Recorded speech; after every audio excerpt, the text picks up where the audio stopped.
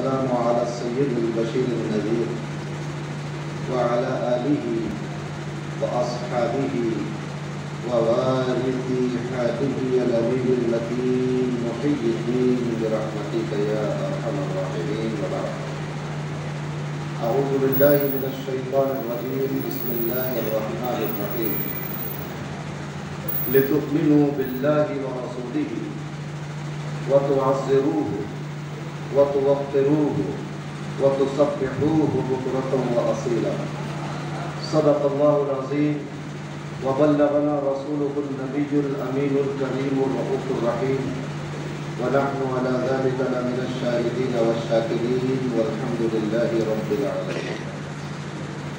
قال الله تبارك وتعالى مخبرا وآمرا تكريما لحق نبيه وتعظيما إن الله وملائكته يصلون على النبي يا أيها الذين آمنوا صلوا عليه وسلموا تسليما. لبيك اللهم ربي وسعديك اللهم صل وسلم وزد وبارك عليه وعلى آله وأصحابه ووارث حاله وعلى من لديه صلاة وسلاما عليك يا رسول الله صلی اللہ علیہ وسلم. چلے جب حضور سوئے فلک بلغ العلا بکمالہ کوئی دیکھے رخ کی چمک دمک کشفت دجا بجمالہ وہ ہیں بے مثال دریچ شک حسنت جمیع خصالہ انہیں دیکھ لیں تو پڑھے ملک صلو علیہ وآلہ اللہم صلی علی سیدنا وشفیعنا وحبیبنا مولانا محمد وبارک وسلم صلاۃ و سلام علیک یا رسول اللہ صلی اللہ علیہ وسلم. اللہ تبارک و تعالیٰ کا فضل و احسان ہے کہ اس نے ہمیں اور آپ کو اس بابرکت نورانی اور بامقصد محفل میں حاضر ہونے کی توفیق عطا فرمائی. قابل مبارکباد ہیں وہ لوگ جنہوں نے اس محفل کا انعقاد کیا، اس کو سجایا سنوارا، اور آپ تمام حضرات کے اس محفل میں تشریف لائے. دعا ہے کہ اللہ تبارک و تعالی ہم سب کو جزائے خیر عطا فرمائے. آمین.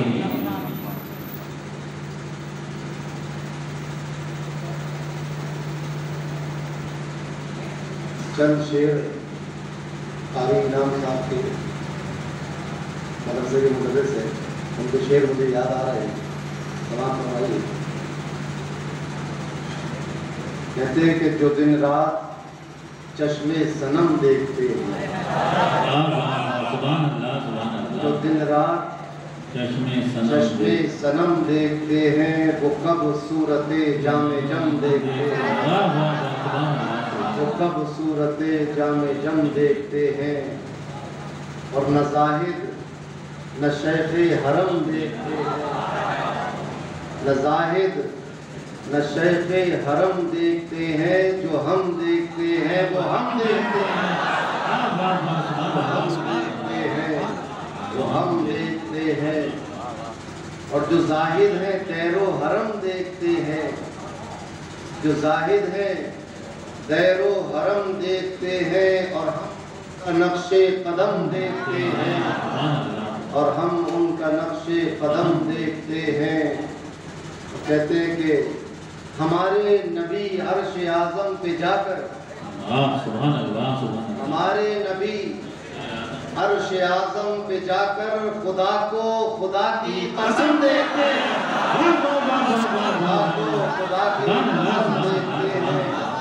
ہمارے نبی عرش اعظم پہ جا کر خدا کو خدا کی قسم دیکھتے ہیں. اور قیامت میں ان کی شفاعت کے آگے، قیامت میں ان کی شفاعت کے آگے ہم اپنے گناہوں کو کم دیکھتے ہیں، ہم اپنے گناہوں کو کم دیکھتے ہیں. اور میں ان کی طرف گو کہ کم دیکھتا ہوں، میں ان کی طرف گو کہ کم دیکھتا ہوں، وہ میری طرف دم بدم دیکھتے ہیں، وہ میری طرف دم بدم دیکھتے ہیں.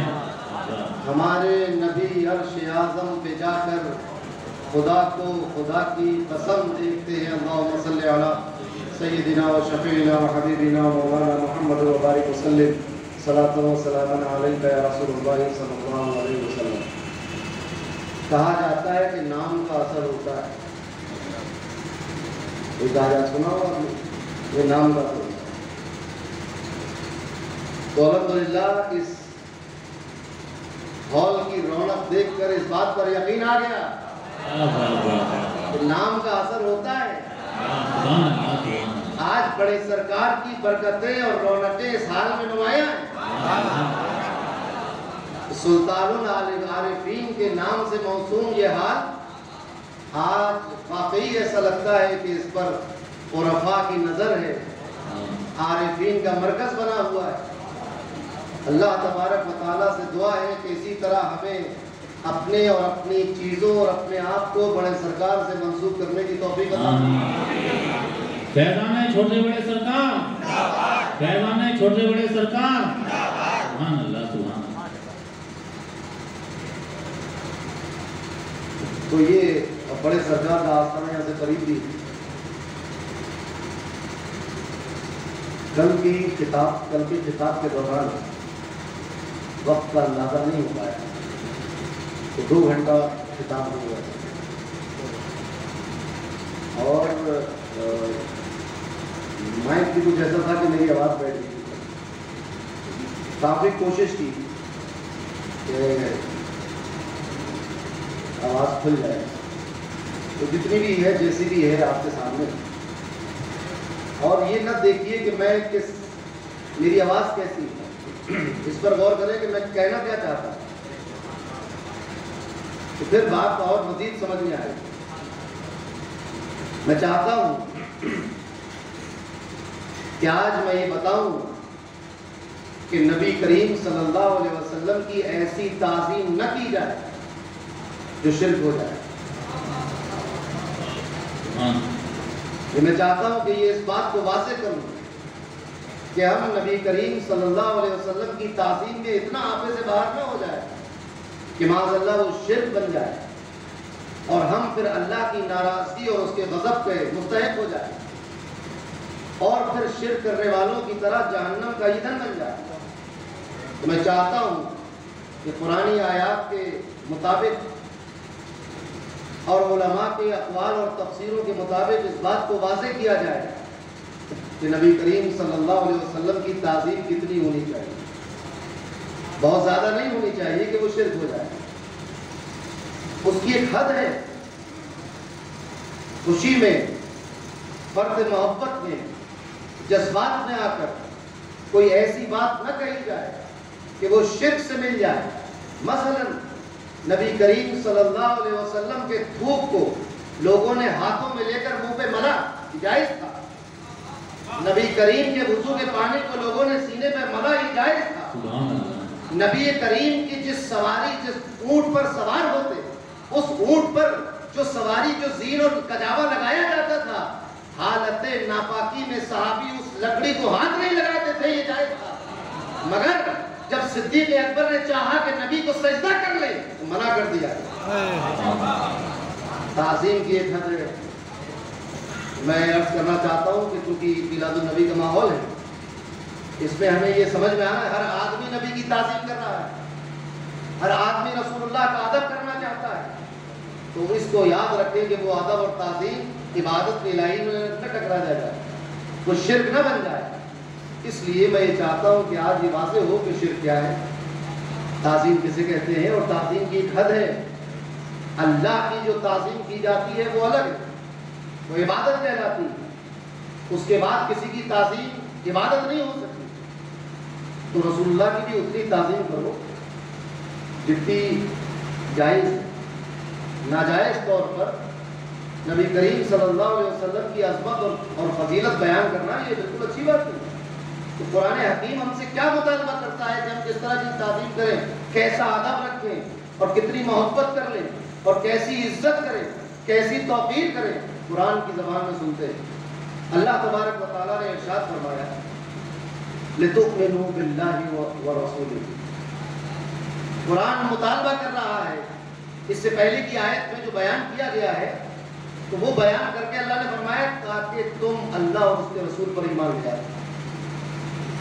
یہ سورہ فتح کی آیت نمبر 9 دیکھ لیجئے گا تقریر کے بعد جا کے، سورہ فتح آیت نمبر 9، تاکہ تم ایمان لاؤ اللہ اور رسول پر، وَتُعَزِّرُوهُ، اور تم اس کی تعظیم کرو، وَتُعَقِّرُوهُ وَتُوَقِّرُوهُ، اور تم اس کی توقیر کرو، اس کی عظمت بیان کرو، وَتُسَبِّحُوهُ، اور اس کی تسبیح بیان کرو، سبحان اللہ، بُكْرَةً وَأَصِيلًا، صبح و شام۔ سبحان اللہ۔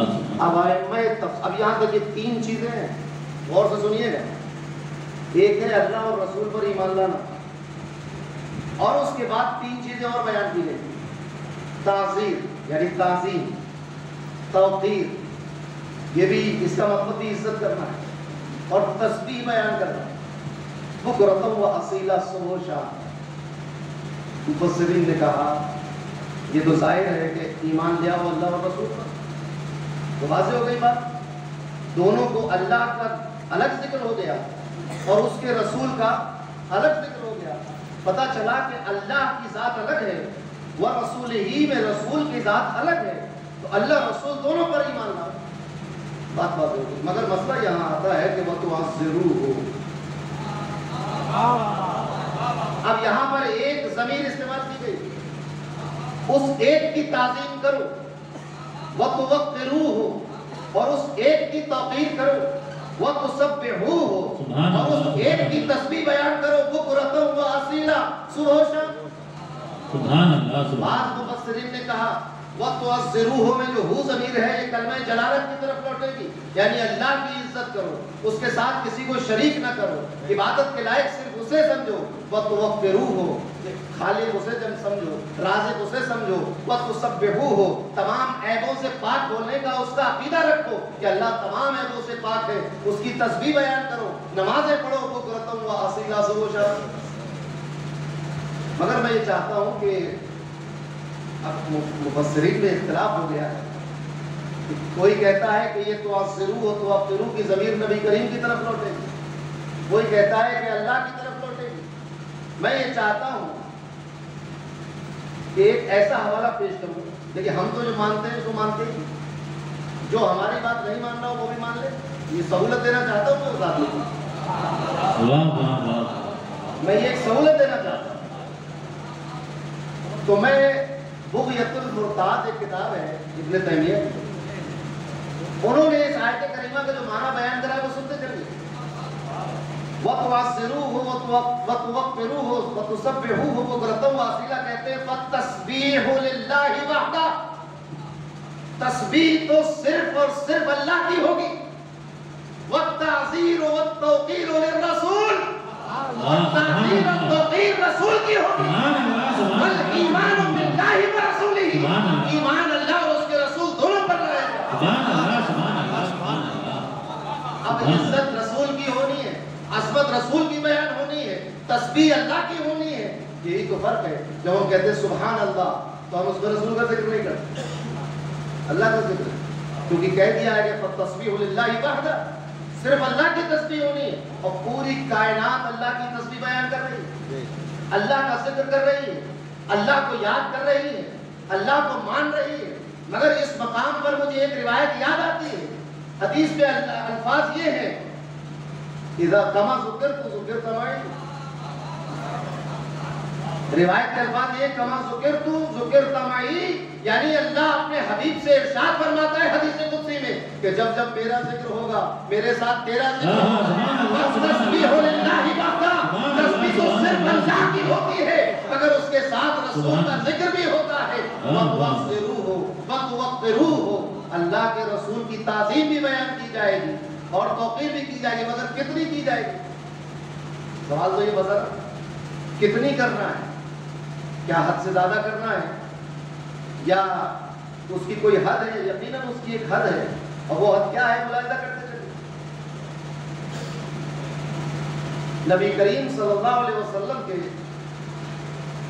تعلق سے قرآن نے ارشاد فرمایا جب ادب کی بات آئی، تعظیم کی بات آئی، فرمایا لا تجعلوا دعاء الرسول بینکم کدعاء بعضکم بعضا، یعنی اے لوگوں رسول کو اپنے درمیان اس طرح نہ پکارو، اس طرح نہ آواز دو جس طرح ایک دوسرے کو آواز دیتے. سمجھ رہے بات؟ اب اس طرح رسول اللہ کو نہ پکارو جس طرح ایک دوسرے کو آواز دیتے ہو، ایک دوسرے کو پکارتے ہو. تو اب یہ تو قرآن کی آیت ہے، اس کی تشریح چاہیے، اس کی تفسیر ہونی چاہیے کہ کس طرح نہ پکارے اور کیسے پکارے. کتاب کا نام سنتے چلیے، الصارم المسلول علی شاتم الرسول.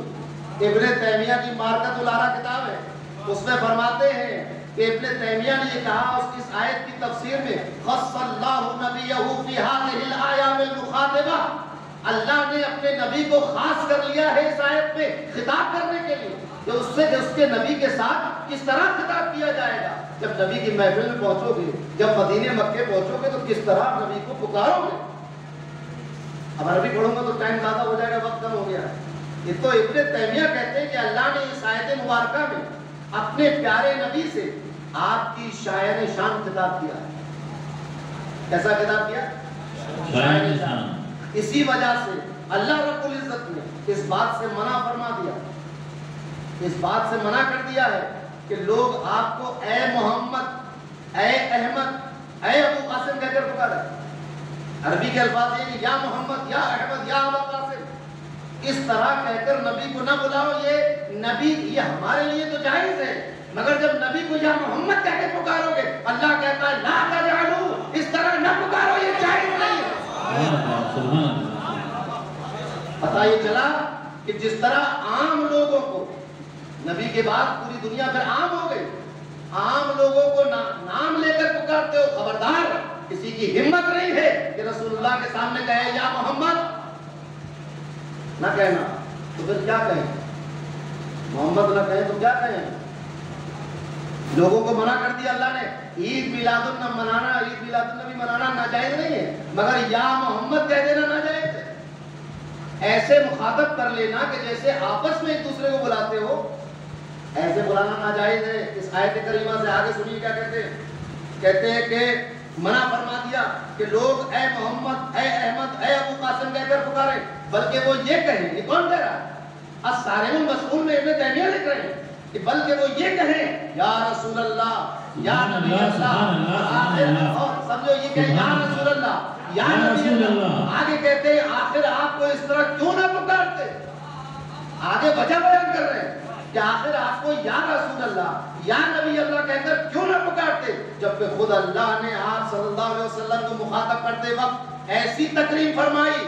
اب الفاظ سن لو، ایسی تکریم فرمائی ہے جو کسی نبی کی نہیں فرمائی. جب کسی نبی کی تعظیم محمد رسول اللہ کی تعظیم کی طرح نہیں تو دنیا میں پھر وہ کون ہے جو نبی کی عزت کی برابر عزت رکھتا ہے؟ نعرہ تکبیر، نعرہ رسالت، نعرہ غوث، فیضان خانقاہ قادری. سبحان اللہ، سبحان اللہ. میں نہیں کہہ رہا. الصارم المسلول میں ابن تیمیہ فرما رہے ہیں کہ آخر کیوں نہ ایسی بات کہتا اللہ. اور اللہ نے جب لوگوں کو منع کر دیا، آخر کیوں نہ منع کرے جب وہ خود ایسی تکریم کرتا ہے، ایسی تعظیم کون تعظیم کرتا ہے. ابھی تو یہ تھا کہ لوگوں ایسی تعظیم نہ کرو. ابن تیمیہ کہہ رہے ہیں کہ اللہ خود تعظیم کرتا ہے. کس کی تعظیم کرتا ہے؟ کس کی تکریم کرتا ہے؟ کہا کہ مخاطب اللہ نے نبی کو مخاطب کرتے وقت ایسی تکریم فرمائی جو کسی نبی کی نہیں فرمائی. یہاں تک کہ خود قرآن میں آپ کا نام لے کر نہیں پکارا گیا. سبحان اللہ، سبحان اللہ. آپ کا نام لے کر نہیں پکارا گیا. آپ سوچ رہے ہوں گے کہ قرآن میں نام نہیں لیا گیا. لیا گیا ہے. کتنی بار آیا ہے محمد؟ 4 مرتبہ. 4 مرتبہ. اور 1 بار احمد، اور 4 مرتبہ محمد. آل عمران کی آیت نمبر 144 میں محمد، الاحزاب کی آیت نمبر 40 میں محمد، سورہ محمد کی آیت نمبر 2 میں محمد، سورہ فتح کی آیت نمبر 29 میں محمد. مگر کسی بھی جگہ یا محمد نہیں کہا. جب بھی کہا ما کان محمد نبا احد من الرسل وما محمد الا رسول، یہ کہہ کر پکارا گیا ہے.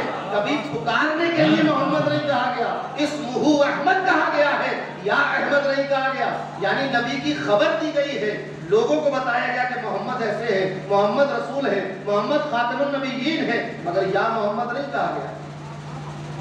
سمجھ رہے ہیں آپ؟ تو کبھی اللہ نے نبی کریم کو نام لے کر خطاب نہیں کیا.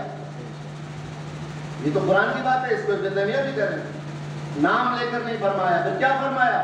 کہا یا ایھا النبی، یا ایھا المزمل، سبحان اللہ سبحان اللہ سبحان اللہ، یا ایھا الرسول کہہ کر پکارا. آگے فرماتے ہیں لیکن جب دیگر انبیاء کی بات آئی، جب ان کا ذکر کیا تو کہا یا آدم، یا نوح، یا ابراہیم، یا موسیٰ، یا داؤد، یا عیسیٰ ابن مریم. جب مخاطب کیا دیگر انبیاء کو تو ان کا نام لے کر مخاطب کیا.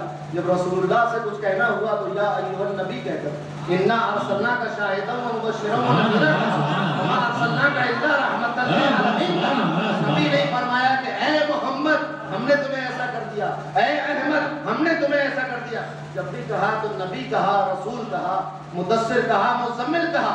غرض یہ کہ آپ کا نام لے کر نہیں پکارا. تو یہ بات طے ہو گئی کہ نام لے کر کوئی نہیں پکار سکتا، نام لے کر نہیں پکارا جائے.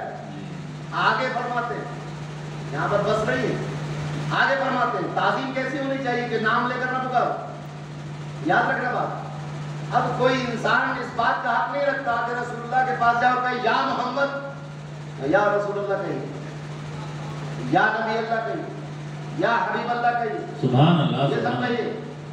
یا قاسم رزق اللہ، یا نورا من نور اللہ، یا زینت عرش اللہ، یا نور عرش اللہ، یا شفیع المذنبین، یا امام المتقین، یا سید المرسلین. یہ سب کہو، یا محمد نہ کہو. آگے کہتے ہیں اللہ سورہ احزاب کی آیت نقل کی، فرمایا کہ اللہ تبارک و تعالیٰ کہتا ہے ان الذین یؤذون اللہ ورسولہ لعنہم اللہ فی الدنیا والآخرہ.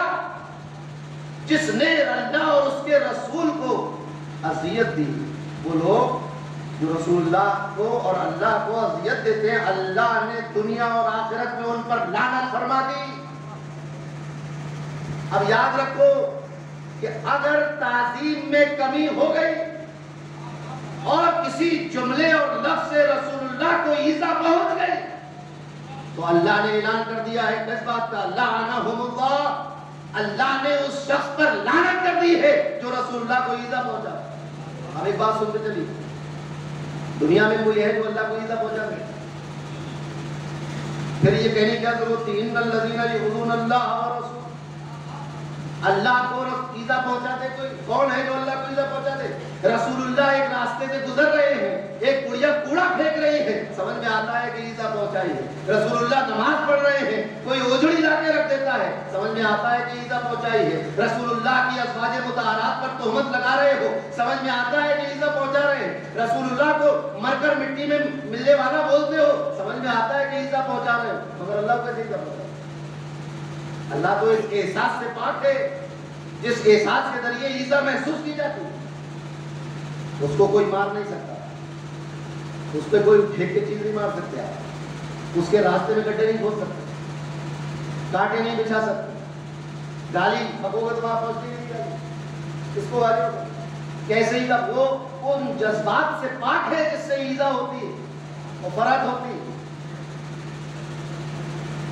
تو یہاں پر ان الذین یؤذون اللہ ورسولہ آخر کیوں کہا؟ شرک ہم نہیں کریں. میں رسول اللہ کو اللہ کے ساتھ نہیں جوڑوں گا. اللہ اللہ ہے، رسول رسول ہے، مگر ہم کیا کریں؟ اللہ خالق کائنات ہو کر جب رسول کو کوئی ایذا پہنچاتا ہے تو اللہ یہ نہیں کہتا کہ رسول کو ایذا نہ پہنچاؤ. فرماتا ہے ان الذین یؤذون اللہ، اے وہ لوگ کہ جس نے اللہ کو ایذا پہنچایا. سبحان اللہ. رسول کو اللہ کے ساتھ نہ ملاؤ، یہ شرک ہے. آج تک یہ سنتے ہوئے آئے تھے. تو کیا قرآن میں شرک کی تعلیم ہے؟ قرآن تو اللہ کو تو کسی نے ایذا نہیں پہنچا، رسول کو ایذا پہنچا. مگر رسول کو ایذا پہنچانے والوں کو جب اللہ نے ڈانٹ پھٹکار لگائی جب ان پر لعنت فرمائی گئی تو یہ نہیں کہا کہ اے رسول کو ایذا پہنچانے والوں تم پر لعنت ہو، فرمایا اے اللہ اور اس کے رسول کو ایذا پہنچانے والوں. تو ایذا رسول کو پہنچائی جا رہی ہے، اللہ نے اس ایذا میں خود کو شریک کیا. شریک کر جب کہ اللہ کو ایذا اس شریک کے باوجود بھی نہیں پہنچی. اللہ کو تو ایذا نہیں پہنچی مگر اللہ نے چھوڑ لیا. تو اب اگر رسول اللہ کا ذکر اللہ کے ساتھ ہو جائے تو یہ شرک نہیں ہے. تعظیم ایسی کرو جو شرک نہ بنے. تو یہ تعظیم کی جا سکتی ہے، اللہ اور رسول کو ایک ساتھ ایک جملے میں بیان کیا جا سکتا ہے. ان الذین یؤذون اللہ ورسولہ، فرمایا لعنہم اللہ فی الدنیا والآخرہ، اللہ نے دنیا اور آخرت میں لعنت کر دی ان پر اور پھر ایسے نہیں چھوڑا. وَأَعَدَّ لَهُمْ عَذَابًا مُهِينًا، اور ان کے لیے بے حد خطرناک اور ذلت والا عذاب مسلط کر دیا، مقرر کر دیا ان کے لیے. اس آیت کے آگے وَالَّذِينَ يُؤْذُونَ الْمُؤْمِنِينَ وَالْمُؤْمِنَاتِ بھی ہے بغیر. اب پوری آیت ہے آگے، یعنی مومن اور مومنات کو بھی ان پر بہتان لگا کے اور ان پر الزام لگا کے ان کو ایذا پہنچائے. پتہ چلا کہ بہتان لگنے سے ایذا پہنچتی، جھوٹا الزام لگانے سے ایذا پہنچتی، کسی کی طرف جھوٹ منسوب کرنے سے اس کو ایذا پہنچتی. بعض لوگوں نے کہا کہ یہ جو اللہ نے لعنت کی ہے یہ اللہ کو ایذا پہنچانے والوں پر لعنت ہے، رسول کو ایذا پہنچانے والوں پر لعنت ہے، مومنین کو ایذا پہنچانے والوں پر لعنت ہے، مومنات پر ایذا پہنچانے والوں پر لعنت ہے. ابن تیمیہ کہتے ہیں اس دھوکے میں نہ آنا. اللہ اور رسول کی بات الگ ہے، مومنین اور مومنات کی بات الگ ہے. مومنین اور مومنات اس حق میں شامل نہیں ہو سکتے جو اللہ اور رسول کہا. سبحان اللہ سبحان اللہ، نعرہ تکبیر. یہ جو لعنت کی گئی ہے یہ مومنین کو ایذا پہنچانے پر نہیں، مومنین کو ایذا پہنچانے پر لعنت نہیں ہے، مومنین کو ایذا. اور جو لوگ بلا وجہ مومنین اور مومنات کو تکلیف پہنچاتے ہیں تو انہوں نے یقیناً بہتان، تراسی اور کھلے ہوئے گناہ کا ارتکاب کیا. تو یہ گناہ کبیرہ ہے. ابن تیمیہ جو استدلال کر رہے ہیں اس آیت سے، کہہ رہے ہیں کہ ایذا پہنچانا نبی کریم جو اس آیت کے بعد جو پہلا استدلال کیا ہے، پہلا استدلال ہے ابن تیمیہ کا، اس کے الفاظ سنتے چلیے. استدلالہ بہذہ الآیہ علی وجوب قتل، قتل واجب ہو جاتا ہے اس آدمی کا جو نبی کو ایذا پہنچا دے. کون کہہ رہا ہے؟ میں نہیں کہہ رہا ہوں. الصارم المسلول علی شاتم الرسول میں ابن تیمیہ واہ. وہ کہا کہ نبی کو ایذا پہنچانے والے کا قتل واجب ہے. واجب کا فرق فرما رہے ہیں وجوب قتل من اذى النبی صلی اللہ علیہ وسلم. قتل واجب ہو گیا کس کا؟ جس نے نبی کو ایذا پہنچائی. کہہ رہے اب اردو سنتے چلیے اس کی. اس آیت مبارکہ میں ابن تیمیہ کہتے ہیں کہ نبی پاک صلی اللہ علیہ وسلم کو جو ایذا پہنچائے، ایذا پہنچانے والے کا قتل واجب ہے. اور کئی طرح سے شیخ ابن تیمیہ نے اس پر استدلال کیا کہ کیوں واجب القتل ہے. ایسے ہوا میں کوئی بات نہیں کہتی. پہلا استدلال سنتے چلیے. پہلا استدلال یہاں کہہ رہے کہ یہاں اللہ نے رسول کو تکلیف پہنچانے والے کا ذکر خود اپنے ساتھ کیا ہے. اللہ نے رسول کا ذکر اپنے ساتھ کیا ہے اور یہی طریقہ بھی ہے. اللہ کے ساتھ ہی رسول کا ذکر ہوتا ہے. اگر اللہ سے رسول کو الگ کر دو تو پھر رسول کیا رہ جائے؟ سبحان اللہ. کیا کہتے ہیں؟ رسول اللہ، اللہ کا رسول. تو اللہ نے اپنے ساتھ نبی کا ذکر کر لیا ہے. جس طرح سے سمجھانے کی کوشش کر رہے ہیں، کس طرح اپنے ساتھ، جس طرح سے اطاعت کے سلسلے میں ایک ساتھ ذکر کیا. جب اطاعت کی بات آئی تب بھی کہا کہ اللہ اور رسول کی اطاعت.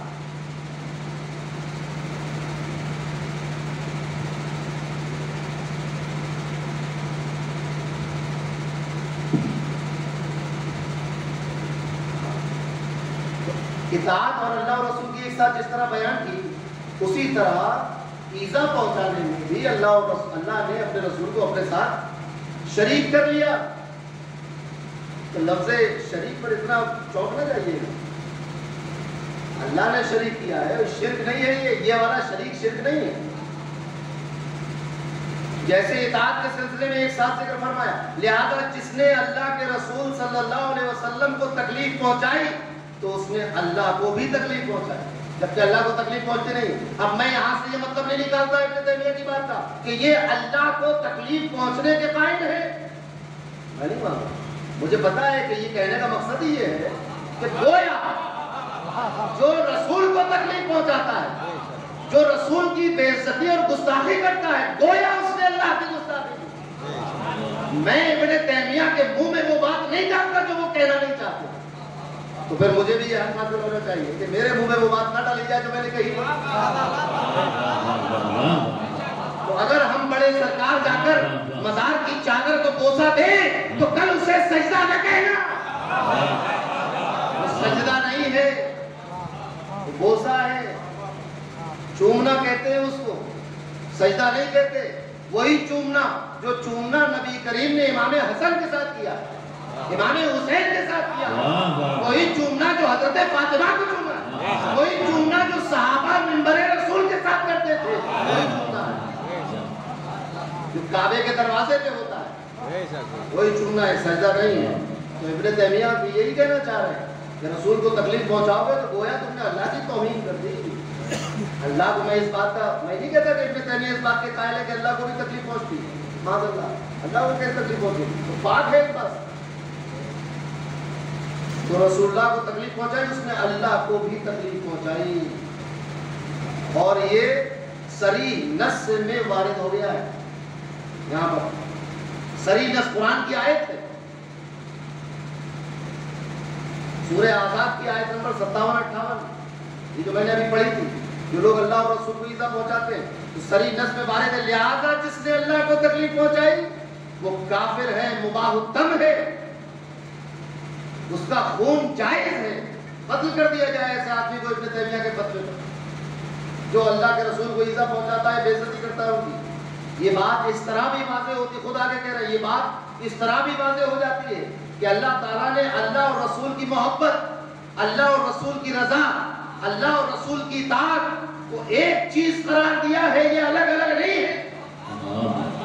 ایسا نہیں ہے کہ رسول اللہ راضی ہے اللہ ناراض ہے، ایسا نہیں ہے کہ رسول کی اطاعت تو ہوئی مگر اللہ کی نافرمانی ہو گئی، ایسا نہیں ہے کہ اللہ تو ناراض ہے مگر رسول راضی ہے، ایک ہی بات ہے، ایک ہی چیز قرار دیا ہے۔ کیونکہ دلیل دیجیے، کیونکہ اللہ تبارک و تعالیٰ فرماتا ہے، آیت میں ذکر کر دی، اے پیغمبر آپ فرما دیں اگر تمہارے باپ، تمہارے بیٹے، تمہارے بھائی، تمہاری بیویاں، تمہارا خاندان اور وہ مال و دولت جو تم نے کمایا ہے، اور وہ کاروبار جس کے کم اور مندہ ہونے کے کا تمہیں اندیشہ رہتا ہے، اور وہ رہائشی مکان جو تمہیں پسند ہیں، تمہیں اللہ اور اس کے رسول سے ان سے زیادہ پسند ہے اور اس کے راستے میں جہاد کرنے سے زیادہ محبوب ہے، تو انتظار کرو یہاں تک کہ اللہ اپنا فیصلہ صادر فرما دے، اور اللہ نافرمان لوگوں کو منزل تک نہیں پہنچاتا۔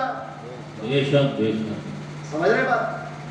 یہ آیت نقل کی ہے انہوں نے، آیت سنتے چلیے بتا دوں آپ، سورہ احزاب کی 28 آیت نمبر 28، نہیں سورہ احزاب کی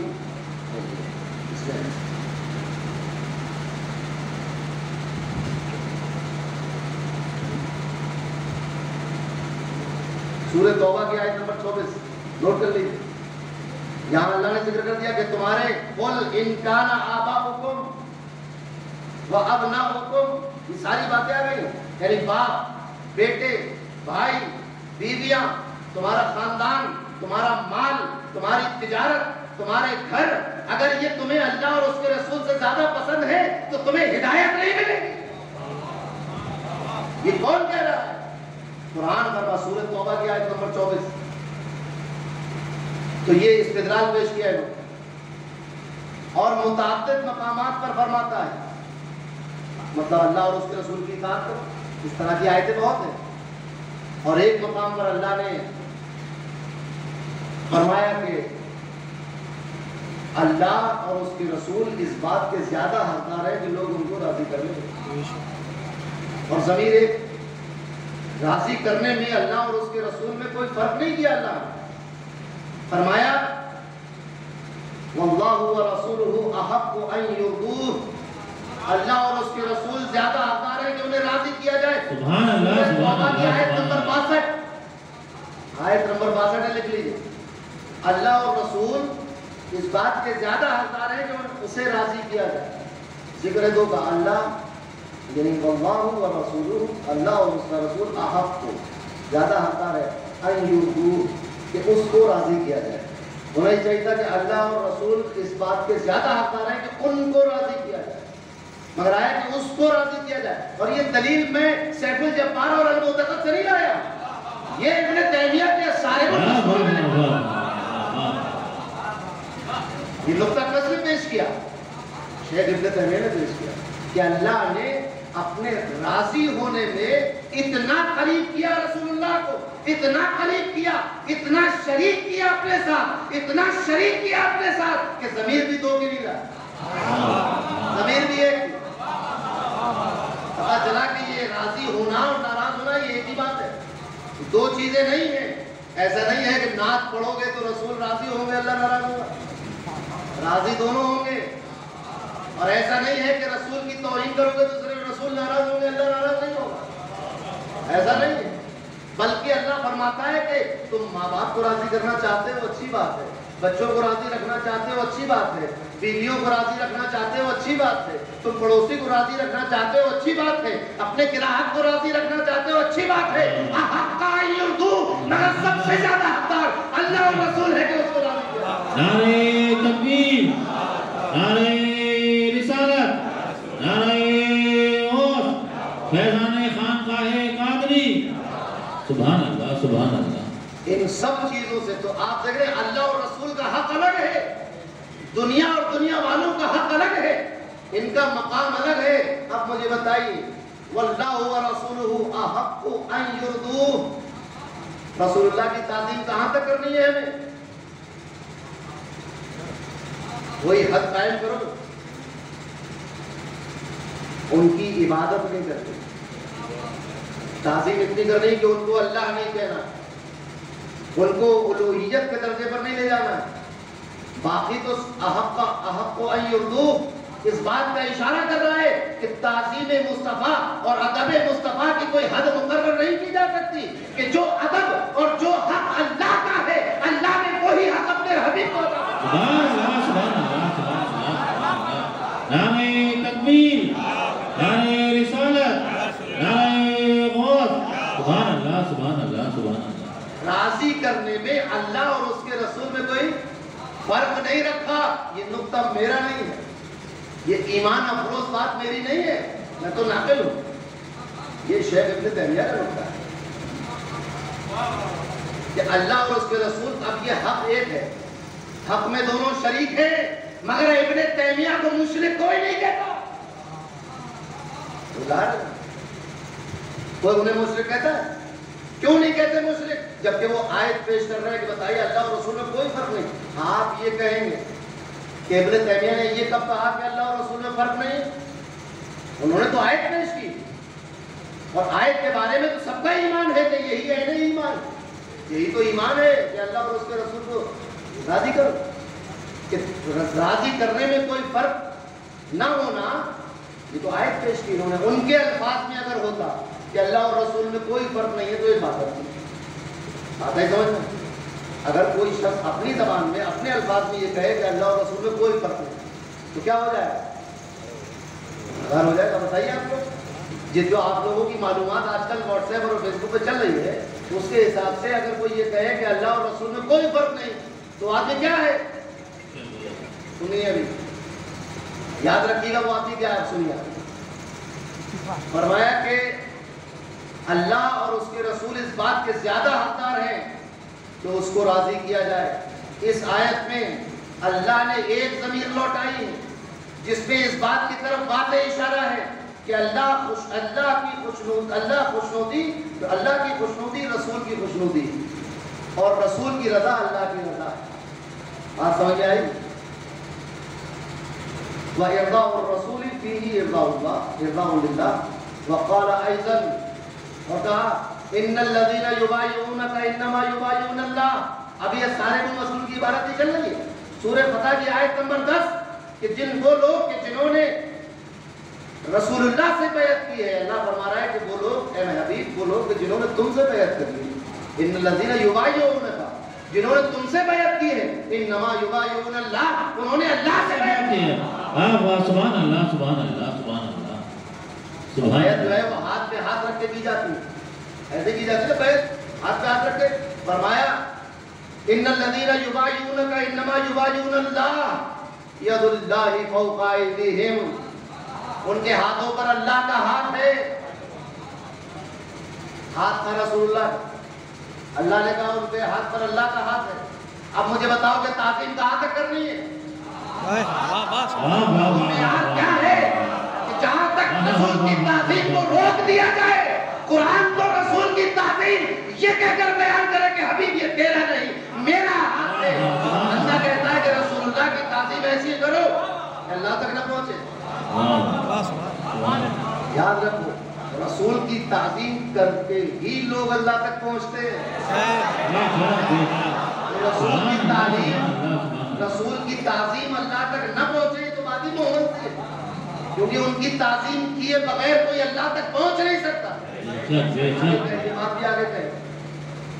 وقال ايضا يسألونك عن الانفال قل الانفال لله والرسول. انفال کس کے لیے؟ اللہ اور اس کے رسول کے لیے. آگے فرما رہے ہیں کہ انفال کیسے کہتے بتا دوں. وہ قرآن کہہ رہا ہے کہ وہ آپ سے مال غنیمت کے بارے میں پوچھتے ہیں تو آپ ان سے کہہ دیجئے کہ یہ اللہ اور اس کے رسول کے لیے. اللہ کو مال کی ضرورت ہے کیا؟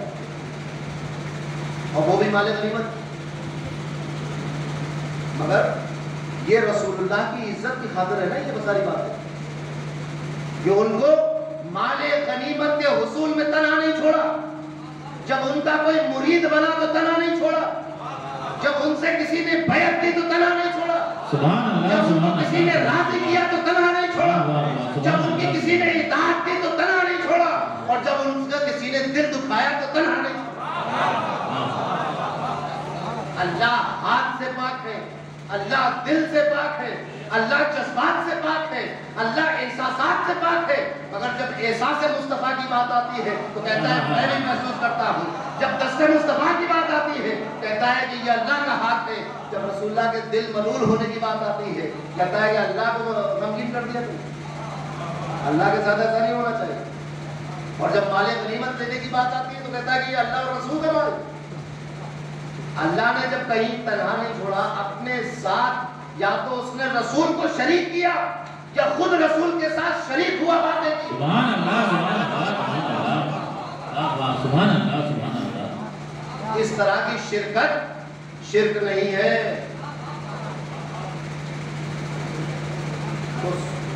اسی طرح آگے کہہ رہے ہیں اسی طرح رب کائنات نے یعنی اللہ تبارک و تعالیٰ نے قرآن میں اللہ اور اس کے رسول سے عداوت دشمنی ان کی ایذا رسانی اور نافرمانی کو بھی ایک ہی چیز ٹھہرایا. تو ارشاد اللہ تبارک و تعالیٰ نے ارشاد فرمایا یہ اس لیے ہے ترجمہ سنا رہا ہوں یہ اس لیے ہے کہ انہوں نے اللہ اور اس کے رسول سے دشمنی مول لی. اور جو اللہ اور اس کے رسول سے دشمنی مول لیتا ہے تو یقیناً اللہ کا عذاب بڑا سخت ہے. دشمنی میں عذاب دینے میں رسول کو شریک نہیں کیا ہے.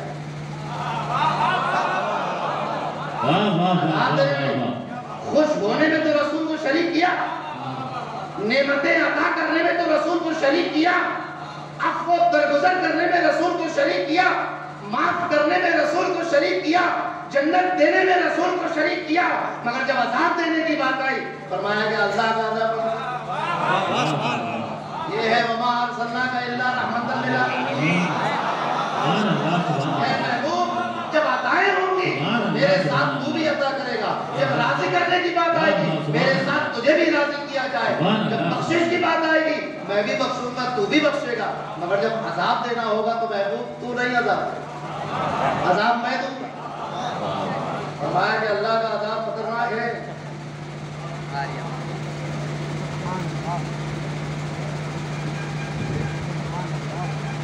سورہ مجادلہ آیت نمبر 20 اور آگے فرماتے ہیں، اسی طرح فرماتا ہے، کیا وہ یہ نہیں جانتے جو اللہ اور اس کے رسول سے ایک لڑائی مول لے رہے ہیں، جو ان سے ٹکرانا چاہتے ہیں اور جو ان کے مقابلے پہ آنا چاہتے ہیں، جو ان سے بغض اور عداوت رکھنا چاہتے ہیں، تو اللہ اور اس کے رسول دونوں کو شریک کیا نہیں، دونوں کو شریک کیا۔ ایک مقام پر ارشاد فرماتا ہے، جس نے اللہ اور اس کے رسول کی نافرمانی کی، نافرمانی کرنے میں بھی دونوں ایک ساتھ، کہ اگر اس کی نافرمانی کی، مثال دے دوں آپ کو، مثال کے طور پر اگر رسول اللہ یہ فرما دے کہ یہاں بیٹھ جائے اور بندہ نہ بیٹھے تو یہ اللہ کی نافرمانی، رسول اللہ فرمائے کہ ایسا کرو اور بندہ نہ کرے تو یہ اللہ کی نافرمانی، تو رسول اللہ کے حکم کو نہ ماننا اللہ نے شریک کر لیا اپنے ساتھ، کہ یہ میرے حکم کو نہ ماننا، ٹھیک ہے۔ اور آگے کہتے ہیں کہ ان جیسی متعدد آیات میں اللہ اور اس کے رسول کے حق میں، اب الفاظ سن لینا، عربی کے بھی سنا دوں گا، اردو کے ترجمہ بھی سن لیجئے، کہتے ہیں کہ اس جیسی متعدد آیات میں اللہ اور رسول کے حق میں تلازم لازم و ملزوم ہے، اور ان کی جہت حرمت میں یکسانیت کا بیان موجود ہے، یعنی اللہ اور اس کے رسول میں کہ حق میں، ان دونوں کے حق میں تلازم ہے، یعنی ایسا نہیں ہے کہ یہ اللہ کا حق ہے اور یہ رسول کا حق، دونوں کے ایک ہے، جبکہ ایک خالق ہے ایک بندہ ہے، ذاتیں دو ہیں مگر حقوق ایک ہے، متعدد مقامات پر۔ الفاظ سن لیجیے کیا ہے،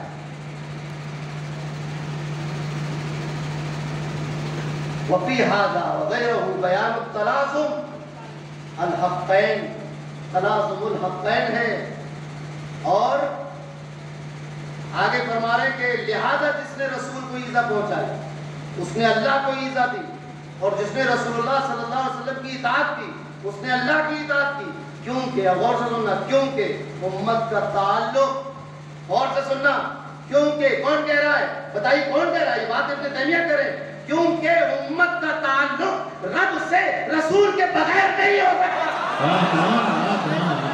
نعرہ تکبیر، نعرہ رسالت، نعرہ غوث، جشن عید میلاد النبی۔ امت کا تعلق اللہ سے بغیر رسول کے نہیں ہو سکتا، اللہ سے رشتہ نہیں جوڑا جا سکتا، ما بینہم و بین ربہم الا بواسطۃ الرسول، رسول کے واسطے کا لفظ ہے، لفظ واسطے کا ہے، سارے جھگڑے ختم کرتے ہوئے چل رہے ہیں، موضوع کہہ رہے ہیں کہ بغیر رسول کے واسطے کے اللہ سے تعلق نہیں بن سکتا۔ ارے بھائی یہاں تو جھگڑا یہ تھا ابن تیمیہ صاحب کہ اللہ سے رسول کے واسطے کے بغیر کوئی چیز لے لو، ان کا چیز، ارے تعلق کو پہلے پیدا کر کے دکھاؤ، چیز تو بات کی بات نہیں، اولاد چاہیے یہ بات کی بات ہے، صحت و شفا چاہیے یہ بات کی بات ہے، کاروبار میں برکت چاہیے بات کی بات، پہلے تعلق تو پیدا کر کے دکھا۔ کوئی تعلق نہیں بن سکتا بغیر الا بواسطۃ الرسول۔ ایک الا کا مطلب سمجھتے نہیں سمجھتے، کہہ رہے کہ کوئی تعلق نہیں بن سکتا الا بواسطۃ، پتہ چلا کہ صرف رسول کا واسطہ ہے کہ جس کے سبب اللہ سے تعلق جوڑا جا سکتا ہے، اس کے علاوہ دوسرا واسطہ نہیں دنیا میں۔ مسئلہ سنتے چلو، آج کوئی یہودی یہ نہیں کہہ سکتا کہ میں حضرت موسیٰ کے واسطے سے اللہ سے تعلق جوڑ لوں گا، آج کوئی عیسائی یہ نہیں کہہ سکتا کہ حضرت عیسیٰ کے واسطے سے تعلق جوڑ لوں گا۔ اب محمد رسول اللہ کی بعثت ہو چکی ہے، فرماتے ہیں کہ اگر موسیٰ بھی ہوتے تو میرے احکام پر عمل، اگر موسیٰ بھی ہوتے تو میری پیروی کرتے۔ اب تو حال امت موسیٰ کو تو جاننے دو، حضرت موسیٰ اگر ہوتے میری اتباع کرتے، سبحان اللہ، امت عیسیٰ کو تو جانے دو اور انتظار کرو، ہم نہیں ہوں گے، دوسری نسلیں ہوں گی، وہ بھی چلی جائیں گی تو اور لوگ ہوں گے۔ اس زمین و آسمان یہ منظر بھی دیکھیں گے کہ حضرت عیسیٰ علیہ السلام نماز اس شریعت محمدی کے مطابق پڑھتے ہیں، روزہ اس شریعت کے مطابق رکھتے ہیں، سارے احکام و حلال و حرام کے جو بائبل میں تھے اس کو فالو نہیں کرتے، بلکہ قرآن کو فالو کرتے ہیں۔ ابھی نازل ہوں گے، ظہور ہوگا، حضرت عیسیٰ آئیں گے اس دنیا میں، وہ مرے نہیں ہیں۔ کیا فرمایا؟ الا بواسطۃ الرسول، رسول اللہ کا ایک لوتا واسطہ ہے جو اللہ تک پہنچاتا بندے کو۔ لوگ کہتے ہیں ہمیں واسطے کی کیا ضرورت ہے، ضرورت نہیں تو اس کا مطلب تمہارا تعلق نہیں۔ تو مولانا تو یہ کہہ رہے ہیں کہ الا بواسطۃ الرسول، یعنی تعلق بن ہی نہیں سکتا اللہ سے بغیر رسول کے واسطے۔ اور اتنا کہہ کر خاموش ہوئے، پھر تاکید کی لیس لأحد منہم طریق غیرہ، اور ایسا نہیں ہے کہ واسطہ نہیں ہے تو کوئی دوسرا راستہ لو۔ دیکھو واسطہ اور راستہ دونوں کا استعمال کر دیا۔ اب جو اہل طریق ہیں جن کو طریقت والے کہا جاتا ہے، وہ طریقہ کیا ہے ان کا طریقہ رسول اللہ والا طریقہ ہے۔ شجرہ پڑھ کے دیکھ لیجیے، جس شجرے میں رسول اللہ نہیں آتے وہ اہل سنت والجماعت کا شجرہ ہے۔ ابو جہل کا شجرہ ہو سکتا ہے، علی کا شجرہ نہیں ہو سکتا، مولا علی کا شجرہ نہیں ہوگا، وہ عتبہ شیبہ کا شجرہ ہوگا۔ کچھ لوگوں کا تو شجرہ ہی نہیں ہے بیچاروں کو، واسطہ نہیں، رسول کے سوا کوئی واسطہ نہیں، رسول کے سوا کوئی طریقہ نہیں، لا سبب سوا، اس کے سوا کوئی سبب بھی نہیں ہے۔ کہتے ہو نا اللہ مسبب الاسباب ہے، تو اس نے تعلق کا سبب مصطفیٰ کو دنیا میں بھیج کر اتمام نعمت کر دیا ہے۔ اب اتمام حجت ہو چکا، سبب مکمل کر دیا گیا، اللہ تک پہنچنے کا سبب چاہتے ہو تو وہ رسول اللہ کی طرف۔ سبحان اللہ، ابھی نہیں سنتی چلی، لا سبب سوا وقد اقامہ اللہ مقام نفسہ، اللہ نے رسول کو اپنے قائم مقام بنا لیا ہے۔ سبحان اللہ، سبحان اللہ، سبحان اللہ، سبحان اللہ، سبحان اللہ، سبحان اللہ۔ قد اقامہ اللہ، اللہ نے رسول کو اپنے مقام نفسی، اپنے جگہ پر کھڑا کر دیا لا کر۔ یہ ترجمہ ہے اس کا لفظی، ہم یہ نہیں کریں گے کیونکہ یہ ان کی منشا بھی نہیں ہے کہ اللہ نے رسول اللہ کو اپنے مقام پہ اپنی جگہ کھڑا کر دیا لا کر۔ حالانکہ عربی کا مطلب یہی نہیں کر رہا، مطلب یہ وقد اقامہ اللہ مقام نفسی، کیا مطلب ہوا؟ اپنے جگہ پر کیا مقام الوہیت پہ کھڑا کر دیا، کیا ربوبیت پہ کھڑا کر دیا؟ میں حسن ظن رکھتا ہوں، میں الصارم المسلول کی اس عبارت کو شرکیہ نہیں سمجھتا، یہ عبارت شرک نہیں سکھاتی ہے۔ اس کا مطلب یہ ہے کہ اللہ نے ان کو اپنا نائب بنا دیا۔ سبحان اللہ، سبحان اللہ، وہ نائب ہے، سبحان اللہ، جسے سجدہ کرے اشجار، جسے سجدہ کرے اشجار یعنی پیڑ، جسے سجدہ کرے اشجار اور پتھر گواہی دے، جسے سجدہ کرے اشجار اور پتھر گواہی دے، وہی تو نائب رب العلا معلوم ہوگا۔ سبحان اللہ، سبحان اللہ، سبحان اللہ، سبحان اللہ، یا رسول اللہ، یا اللہ، زندہ باد، زندہ باد،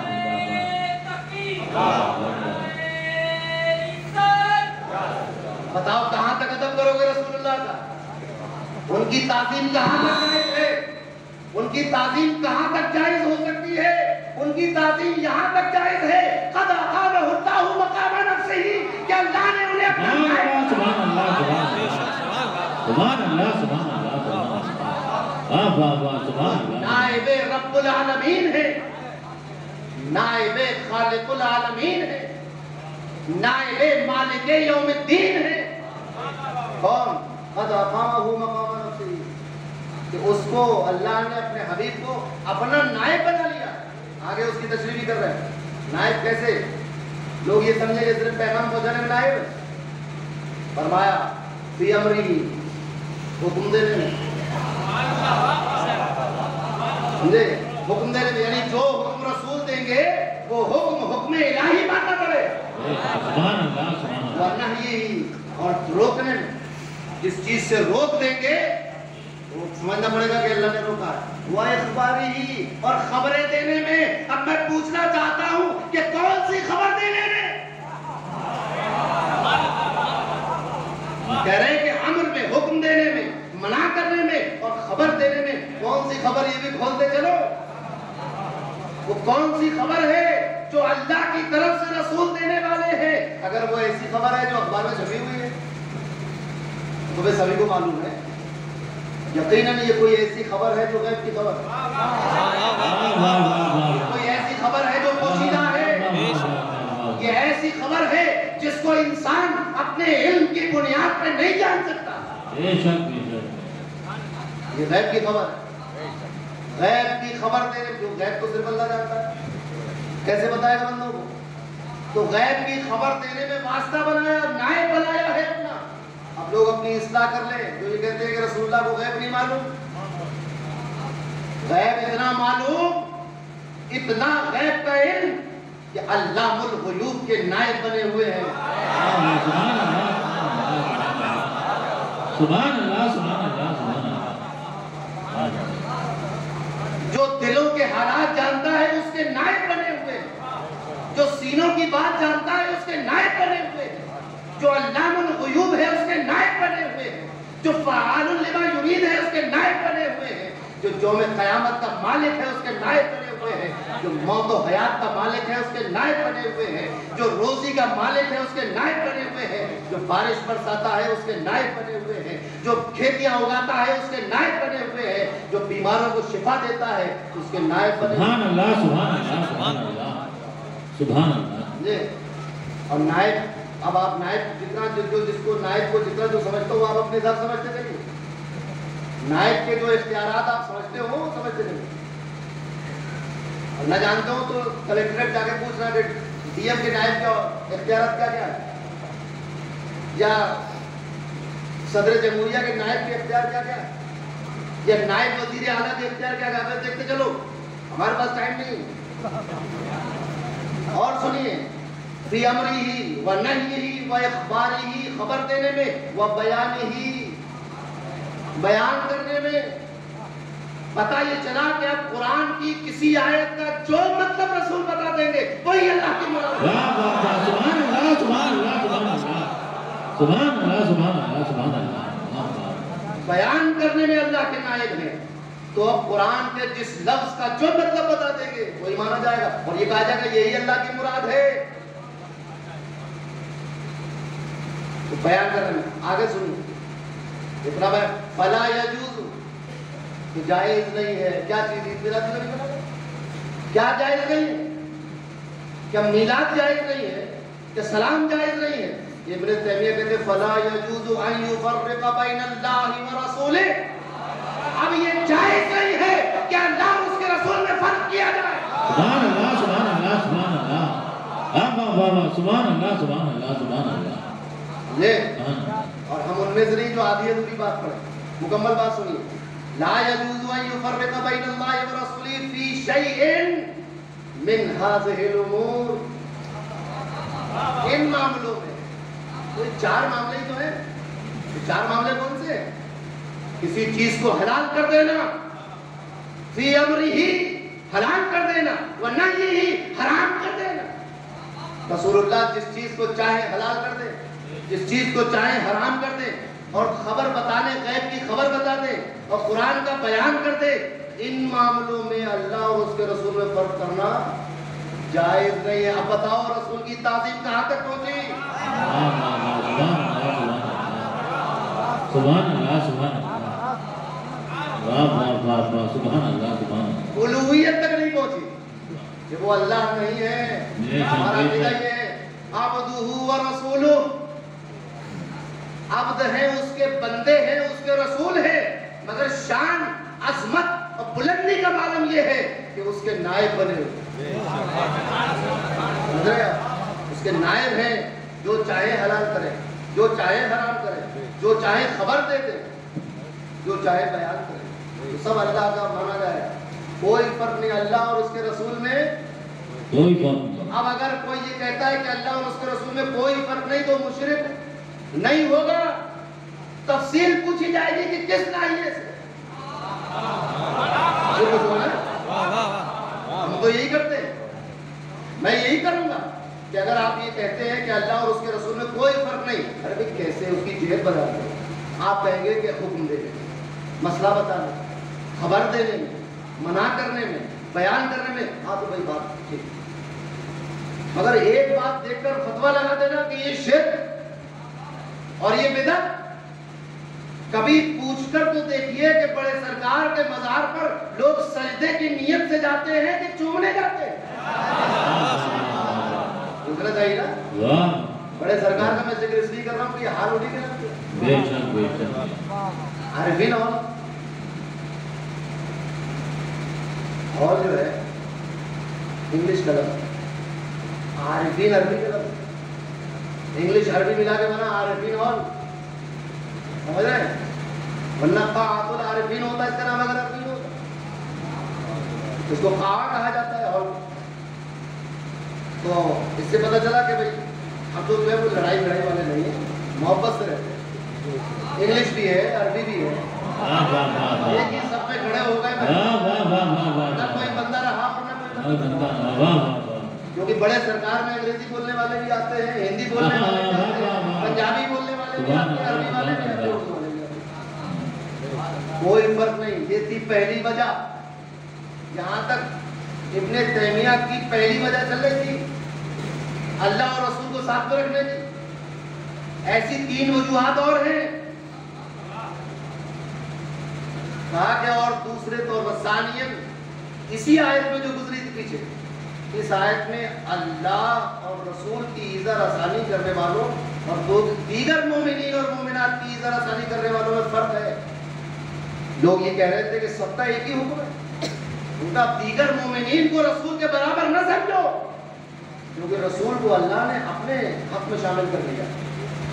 میں یہ تو نہیں کہوں گا رسول کو اللہ نے اپنے برابر مرتبہ دے دیا، نہیں، اس حق میں شامل کر لیا، مگر مومنین دیگر مومنین کو حق نہیں ہے۔ اس کی تشریح کر رہے ہیں ابن تیمیہ کہ کوئی دھوکے میں نہ آ جائے کہ لعنت تمام لوگوں پہ ہو گئی تو مومن کا دل دکھائے اس پر بھی لعنت، ایسا نہیں ہے۔ فرمایا کہ اللہ مومنین کی ایذا رسانی کرنے والوں میں فرق ہے، جہاں مومنین کی ایذا اللہ نے یہ سزا مقرر فرمائی کہ وہ گناہ کا مرتکب ہوا، گناہ کی برائی کبیرہ اس نے کیا، جبکہ اس مقام پر اللہ اور رسول کی ایذا دنیا اور آخرت میں لعنت اور ذلت والا عذاب، اس کی سزا دنیا اور آخرت میں لعنت اور ذلت والا عذاب مقرر کر دیا۔ اور ہمیں یہ بات بھی پتا ہے، کون کہہ رہا ہے؟ ابن تیمیہ کہہ رہے ہیں ہمیں یہ بات بھی پتا ہے کہ مومن کو تکلیف پہنچانا گناہ کبیرہ ہو سکتا ہے، اور اس میں کوڑے بھی لگوائے جا سکتے ہیں، جب گناہ تم نے مومن کو ایذا پہنچائی، ان کو کوڑے لگائے، اور پھر اس سے اوپر کوئی چیز ہے تو وہ کفر اور قتل۔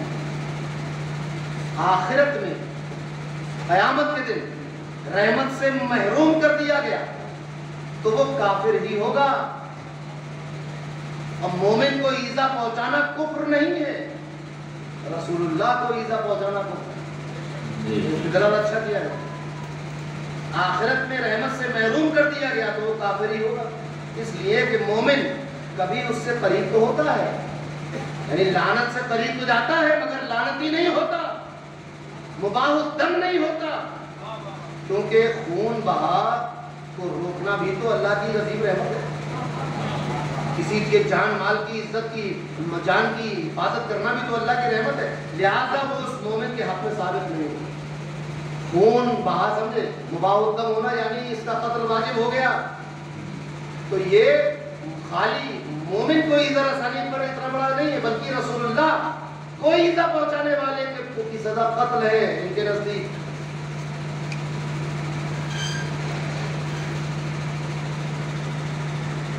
چلیے. اب ان کی بات ختم ہو گئی. اب آئیے میں آپ کو کچھ بتاتا چلوں کہ عزت اور تعظیم اور ادب کہاں تک چلے گا. ایک 10 منٹ کا ٹائم اور دیجیے. قرآن کی ویسے تو بتاتا چلوں آپ کو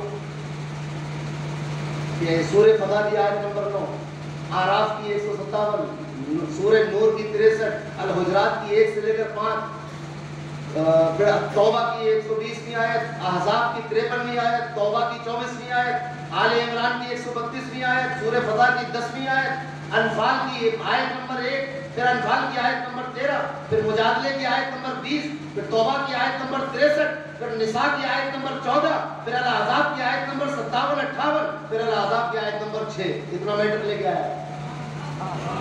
ٹائم کم ہے اور یہ میٹر جو ہے وہ مغرب سے عشاء کے درمیان کا ہے.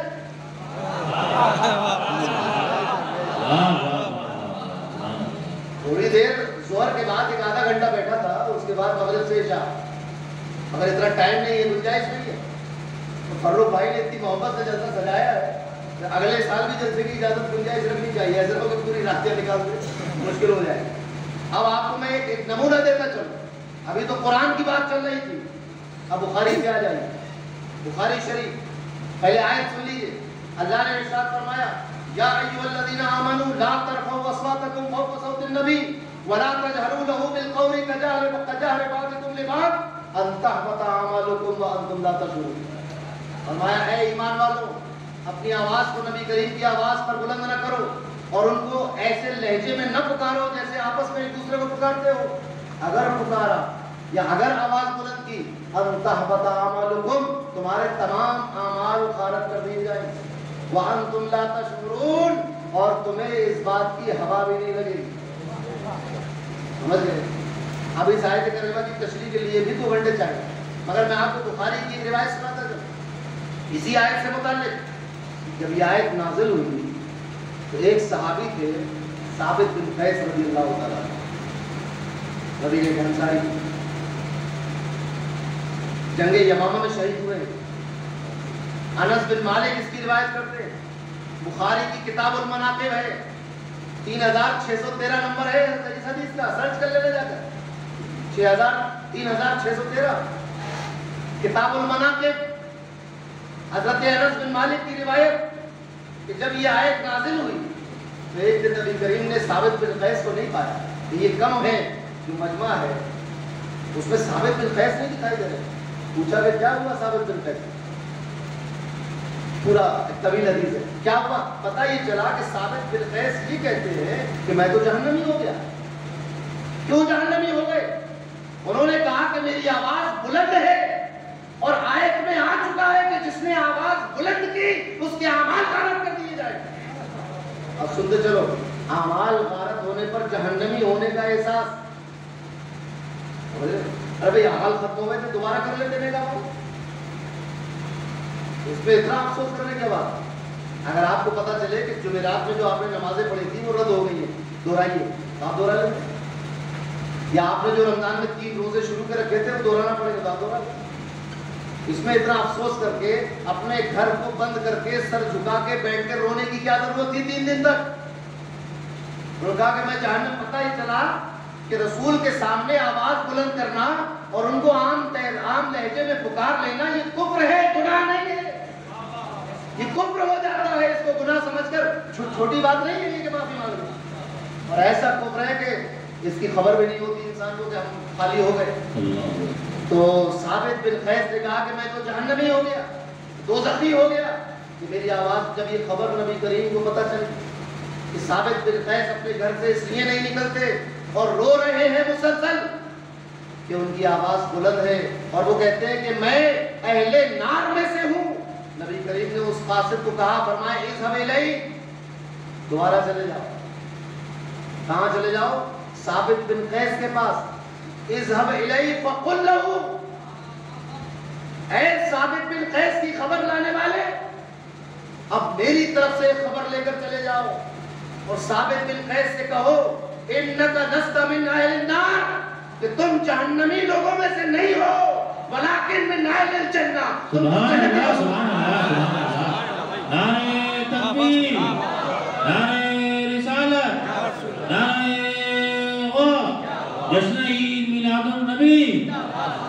تو کتنی تعظیم کرے رسول اللہ. اور فرمانے رسول اللہ انک لست من اہل النار، تم جہنمی لوگوں سے نہیں ہو، ولکن من اہل الجنہ. کس طرح رسول اللہ نے خبر دے دی؟ پیچھے سمجھ سن چکے ہیں کہ رسول اللہ خبر دینے میں اللہ کے نائب ہیں. قد اقامہ اللہ مقام نفسہ، اللہ نے اپنے مقام پر کھڑا کر دیا. سبحان اللہ سبحان اللہ. اب جو مصطفیٰ خبر دیں گے وہ سچی خبر ہوگی. رسول اللہ فرما رہے ہیں کہ تم میرے ادب کی خاطر اتنا ملول اور پریشان ہوتے ہو، تم جہنمی میں سے نہیں ہو، تم لیکن من اہل الجنہ. خوشخبری ہے تمہارے لیے کہ تم جنتی لوگوں میں سے. رسول اللہ کا ادب اور ان کی تعظیم اور ان کی توقیر اور ان کی تعزیر کتنی ہونی چاہیے؟ اتنی ہونی چاہیے کہ اس کی کوئی حد مقرر نہ ہو سکے. نبی کریم صلی اللہ علیہ وسلم تاجدار سنت فرماتے ہیں کہ خدا آقا کو میں نے کب کہا ہے؟ خدا آقا کو میں نے کب کہا ہے؟ میرا آقا تو محبوب خدا ہے. اور عید میلاد النبی میں ہر بار یہ بات کہتا ہوں، پھر سن لیجیے. عید میلاد النبی منانا شرک تو نہیں ہوتا، کیونکہ اگر اللہ پیدا ہوا ہوتا اور اس کا بھی میلاد منایا جاتا تو رسول اللہ کا میلاد منانا شرک ہو جاتا. اللہ تو پیدا ہوا نہیں، اللہ کا میلاد کوئی نہیں کرتا. اسی لیے ہم رسول اللہ کے لیے نماز نہیں پڑھتے کہ وہ اللہ کے لیے پڑھتے. اللہ کے لیے نماز پڑھتے ہیں، رسول اللہ کا میلاد مناتے ہیں کیونکہ اللہ کا میلاد نہیں ہوتا. سمجھ رہے ہیں آپ؟ اور پھر اللہ تبارک و تعالیٰ نے فرمایا ان اللہ وملائکتہ یصلون علی النبی یا ایھا الذین آمنوا صلوا علیہ وسلموا تسلیما. فرمایا کہ اللہ، بے شک اللہ اور اس کے فرشتے یصلون علی النبی، نبی پر درود بھیجتے ہیں. تو درود بھیجنے میں فرشتے اللہ کے شریک ہیں. یا ایھا الذین آمنوا، اے ایمان والو تم بھی شریک ہو جاؤ. تو یہ شرکت بھی شرک نہیں ہے، یہ سعادت کی بات ہے. اس نقطے کو سمجھنے کی ضرورت ہے کہ تعظیم کب تک تعظیم رہتی ہے، کب شرک ہو جاتی ہے. شرک اس وقت ہوگی جب عبادت ہو جائے گی. اگر کوئی عید میلاد النبی کے جلسے میں کھڑے ہو کر سلام پڑھنے کی بجائے رسول کو سجدہ کر لے تو شرک ہو جائے گا. اور کھڑے ہو کر سلام پڑھنا شرک نہیں ہوگا، کیونکہ ہم نماز نہیں پڑھ رہے بلکہ سلام پڑھ رہے ہیں. اور سلام بھی یہ الگ بات ہے کہ نماز میں بھی سلام پڑھا جاتا ہے، وہاں بیٹھ کے پڑھا جاتا ہے یا کھڑے ہو پڑھا جاتا ہے. مگر تعظیم مصطفیٰ، ادب مصطفیٰ کا مقام بہت بلند ہے، اور اتنا بلند ہے کہ اس قرآن میں اللہ نے متعدد مرتبہ بلکہ بے شمار مرتبہ ایمان والوں کو اللہ نے اپنے حبیب کا ادب خود سکھایا ہے. اتنی چھوٹی بات بتا دی کہ زور سے نہ بولنا. یہ تک بتا دیا کہ جب دعوت میں رسول اللہ کے گھر جاؤ تو جلدی آ جایا کرو، واپس زیادہ دیر نہ بیٹھا کرو. ہر گوشے کو اللہ نے بیان کر دیا ہے. تو رسول اللہ کی تعظیم اتنی ہوگی کہ اللہ کے سوا کسی کی اتنی تعظیم نہیں ہو سکتی. یہ بات یاد رکھیں. اللہ تبارک و تعالی ہمیں اور آپ کو رسول اللہ کی تعظیم کرنے والا بنائے، ان کی پیروی کرنے والا بنائے، ان کو راضی کرنے والا بنائے، ان کو خوش کرنے والا بنائے، ان کو ایذا پہنچانے والا نہ بنائے، ان کو تکلیف دینے والا نہ بنائے، ان سے بغض و عناد رکھنے والا نہ بنائے، ان کے احکام پر عمل کرنے والا بنائے، ان کی شریعت پر عمل کرنے والا بنائے، ان کی تعلیمات پر عمل کرنے والا بنائے. جب تک ہم زندہ رہیں اللہ اور اس کے رسول کی محبت میں، اللہ اور اس کے رسول کے بتائے ہوئے راستے پر چلتے رہیں. جب ہمارا آخری وقت ہو تو ہماری زبان پر ہو لا الہ الا اللہ محمد رسول اللہ صلی اللہ علیہ وسلم.